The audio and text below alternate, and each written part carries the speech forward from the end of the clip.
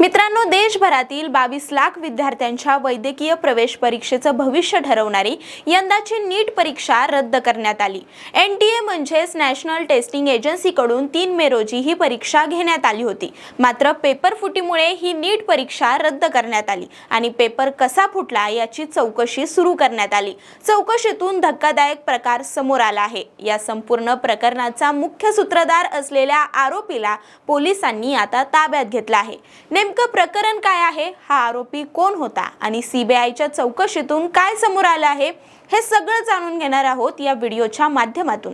नमस्कार, मी अक्षदा आणि तुम्ही पाहताय .com महाराष्ट्र। मित्रांनो, नीट परीक्षा पेपरफुटी प्रकरणाचा तपास करणाऱ्या केंद्रीय अन्वेषण विभाग म्हणजे CBIने एक मोठी यशाची कामगिरी केली आहे।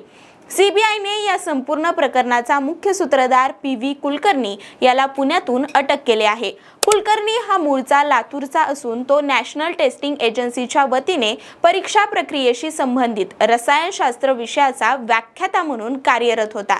त्याच्याकडे नीट परीक्षेच्या मूळ प्रश्नपत्रिका उपलब्ध होत्या असा गंभीर आरोप CBIने केला आहे। CBIने दिलेल्या माहितीनुसार एप्रिल 2026च्या शेवटच्या आठवड्यात मुख्य आरोपी PV कुलकर्णी याने या प्रकरणातील दुसरी महिला आरोपी मनीषा वाघमारे हिच्यासोबत मिळून पुण्यातील आपल्या निवासस्थानी निवडक विद्यार्थ्यांसाठी एका विशेष शिकवणी वर्गाचं आयोजन केलं होतं।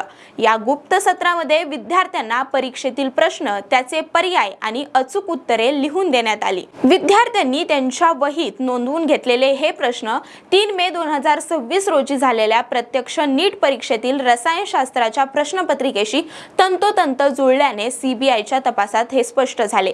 या विशेष सत्रामध्ये सहभागी होण्यासाठी विद्यार्थ्यांकडून मध्यस्थांमार्फत लाखो रुपये उकळण्यात आले। केंद्रीय शिक्षण मंत्रालयाच्या अंतर्गत येणाऱ्या उच्च शिक्षण विभागाने केलेल्या लेखी तक्रारीनंतर 12 मे 2026 रोजी CBIने या प्रकरणी अधिकृत गुन्हा नोंदवला। गुन्हा दाखल होता CBIने विशेष तपास पथके तयार करून देशभरात वेगाने चक्रे फिरवली। गेल्या 24 तासात CBIने देशभरातील विविध ठिकाणी छापेमारी केली असून या कारवाईत अनेक महत्त्वाची कागदपत्रे, डिजिटल पुरावे, इलेक्ट्रॉनिक उपकरणे आणि मोबाईल फोन जप्त करण्यात आले आहेत। नीट पेपर फुटीच्या जाळ्याचा पर्दाफाश करताना CBIने आतापर्यंत देशातील विविध शहरांमधून एकूण 7 आरोपींना अटक केली आहे। अटक करण्यात आलेल्या 7 आरोपींपैकी 5 आरोपींना न्यायालयाने 7 दिवसाची पोलीस कोठडी सुनावली आहे। त्याचबरोबर तपासादरम्यान प्रश्नपत्रिका फुटीचा मूळ स्रोत आणि विद्यार्थ्यांना लाखो रुपयांच्या बदल्यात या रॅकेटमध्ये ओढणारे मध्यस्थी यांची ओळख पटली आहे।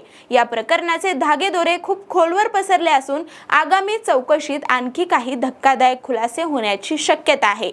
या संपूर्ण प्रकरणाबाबत तुम्हाला काय वाटतं हे कमेंटमध्ये सांगा आणि अशाच माहितीपूर्ण व्हिडिओसाठी आपल्या .com महाराष्ट्रच्या चॅनलला सबस्क्राइब करायला विसरू नका।